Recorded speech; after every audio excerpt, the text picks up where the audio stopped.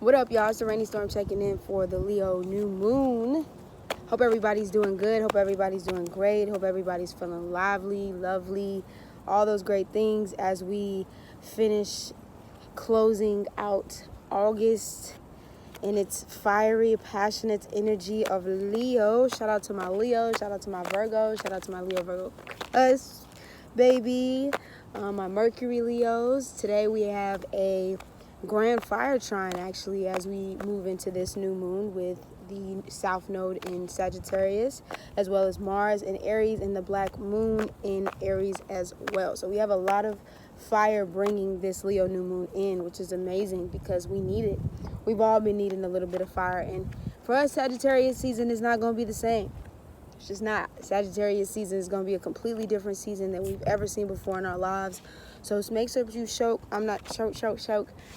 Make sure you soak up as much, Leo season, Virgo season, August season that you can.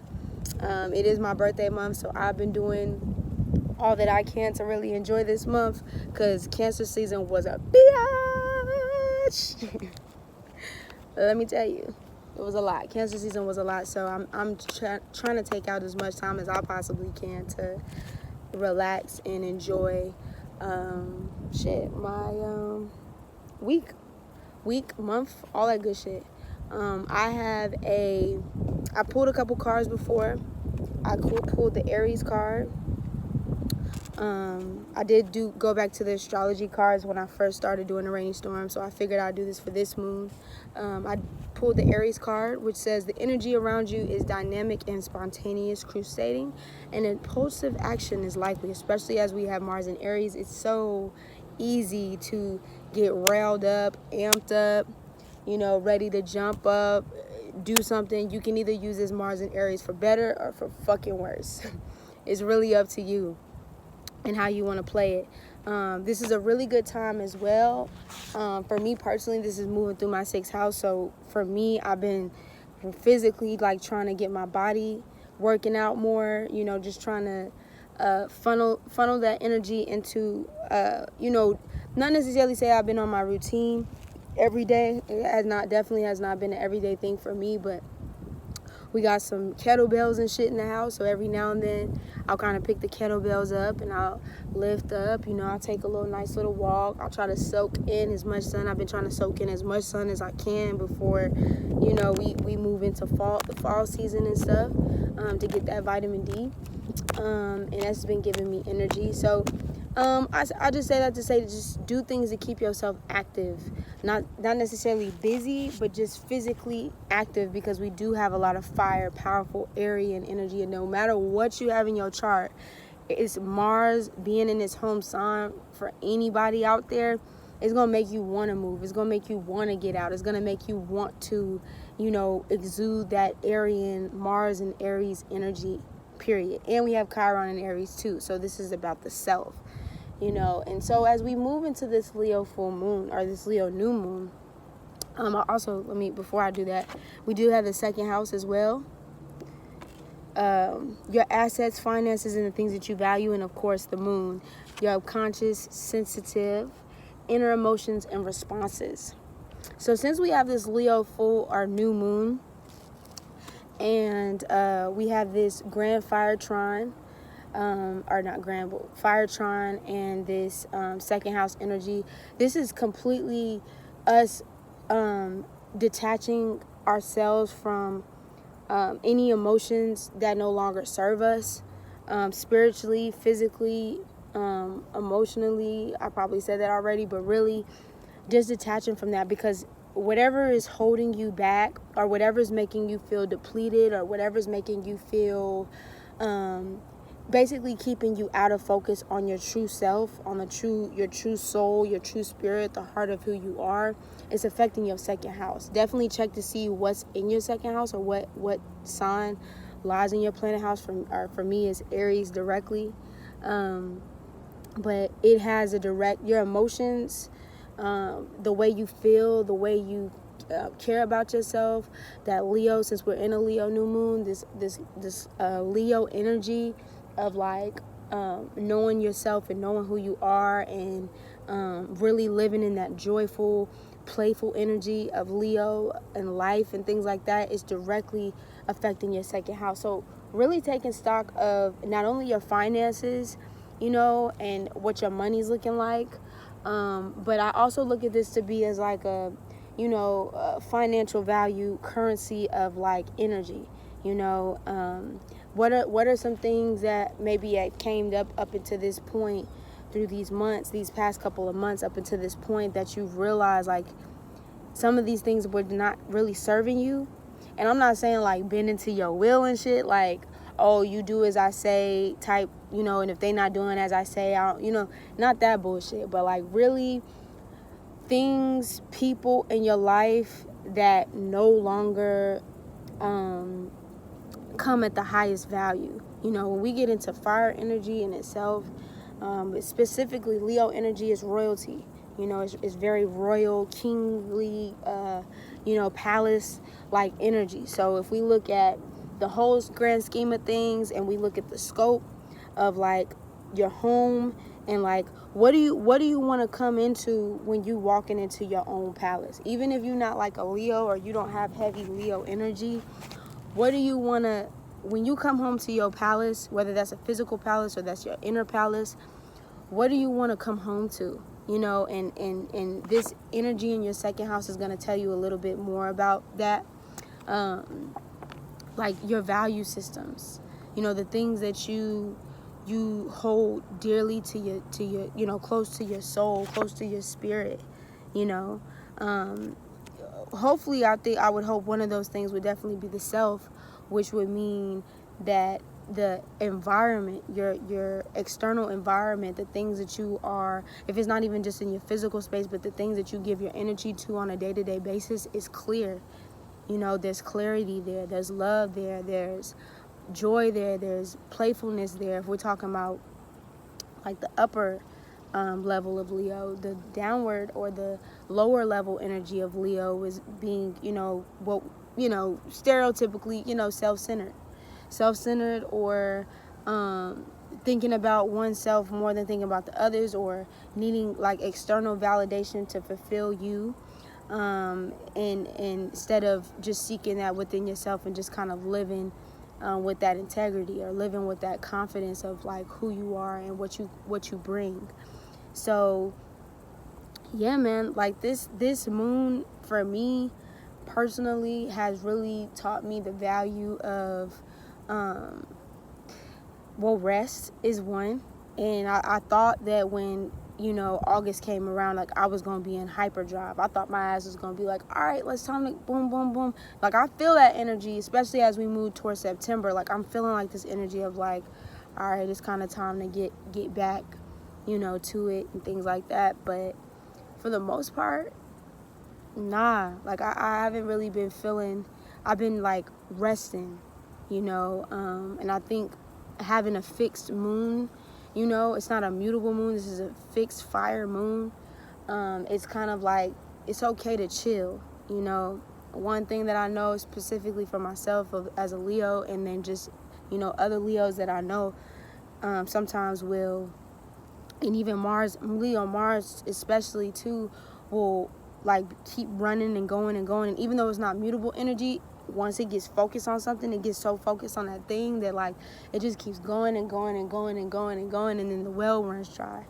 And then you like, fuck, like, damn, I'm burnt out, but I feel like I just gotta keep going, you know, running this marathon. And sometimes you gotta understand that it's okay to like just be, and it's okay to just chill and rest, you know, on your throne, in your palace, in wherever situation that you in, and just have fun. That's another thing. I don't even think I mentioned that, but have some fucking fun, you know.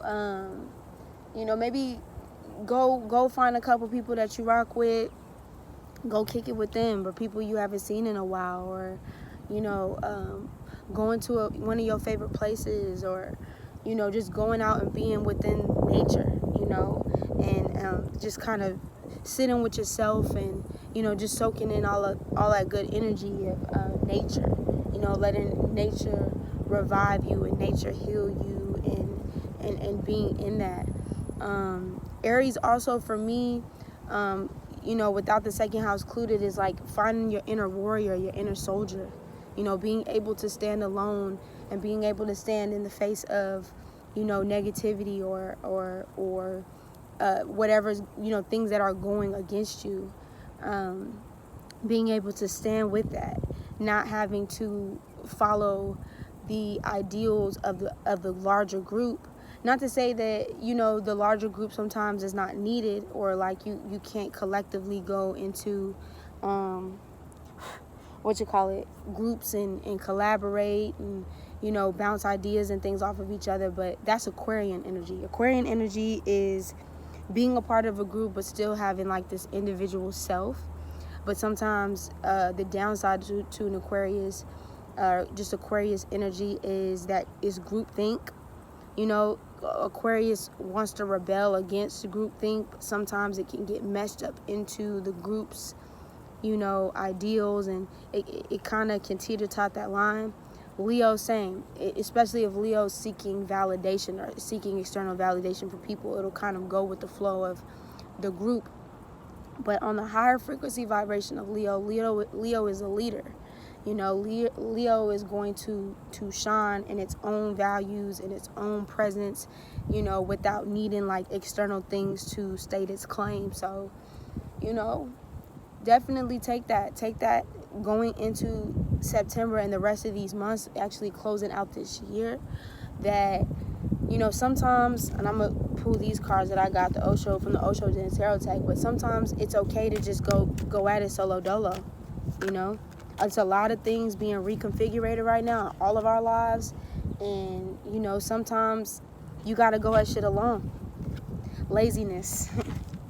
8 of Cups, 9 of Cups, exhaustion. 9, 2 9s, 9 of Fire, exhaustion. Might be feeling a little bit exhausted. I know this year has just been exhausting as fuck. But just be real, this motherfucking year has been exhausting, and like I said, it kind of put us a little bit in like this, I don't know if y'all can see it, I know it's kind of dark over here, but you know, we kind of been in like a sit down for a time period, and like I said, September, you know, it's gonna be kind of time to get things on the move, get things rolling. It's so crazy to me how this is a water and fire card, which are complete opposites of each other. And one is in a state of exhaustion, of tiredness, and the other one's just like, I'm so relaxed that I don't want to do shit. You know what I mean?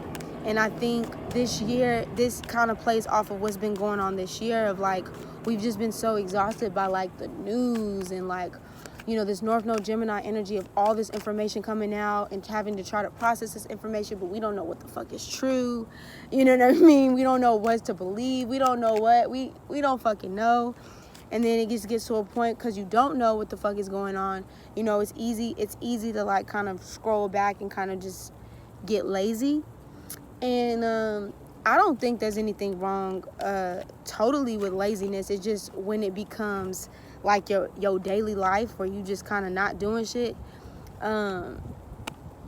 you know, you got to get your ass up and do something, you know. And I'm not just talking about work, but just, you know, that's why I talk about this Mars and Aries energy, and just Chiron and Aries period, is like, you know, physically working out that energy, you know, the possibilities, you know. So reimagining the possibilities, you know, getting that energy, that fire energy back, of like, okay, what's next? What do I want to do? What do I want to put out there? What do I want to attract? What do I want to bring? What do I want to see in my life? What do I want to bring into my life? Going with the flow of that, you know, because we don't know. We don't know. We have harmony.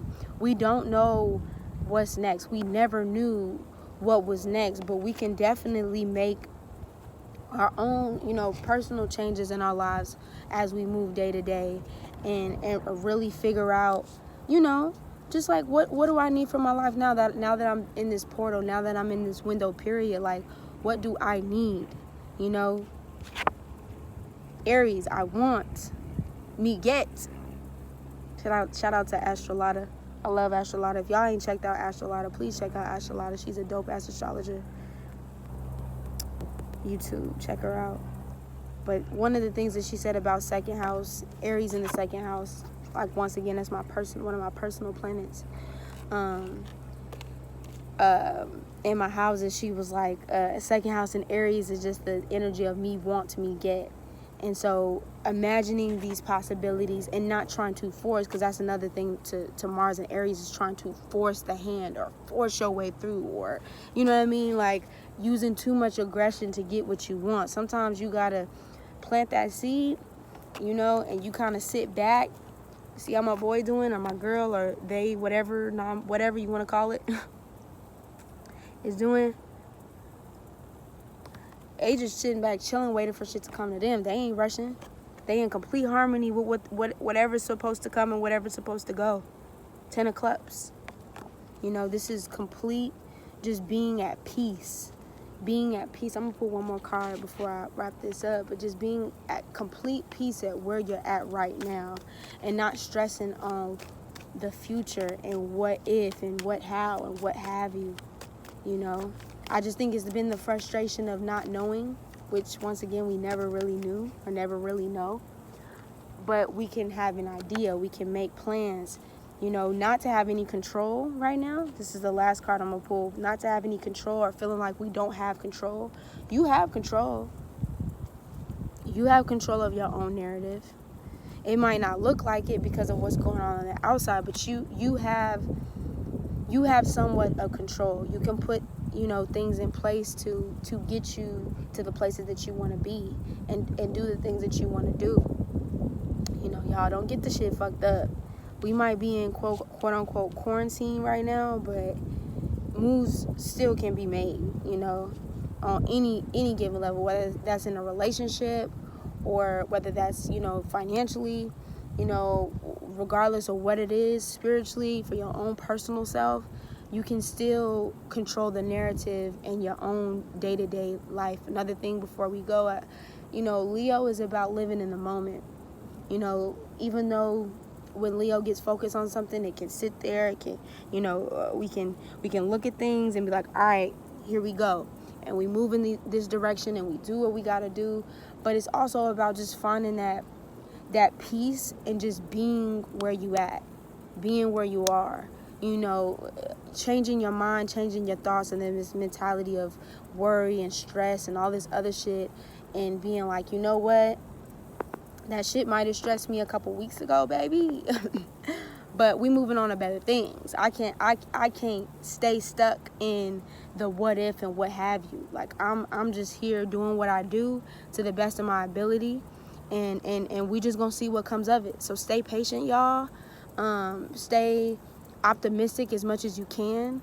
Know when to rest. Know when to find time to get into and get back into yourself. And we gonna keep it pushing, y'all. It's a rainy storm, checking in, checking out. You know where to find me.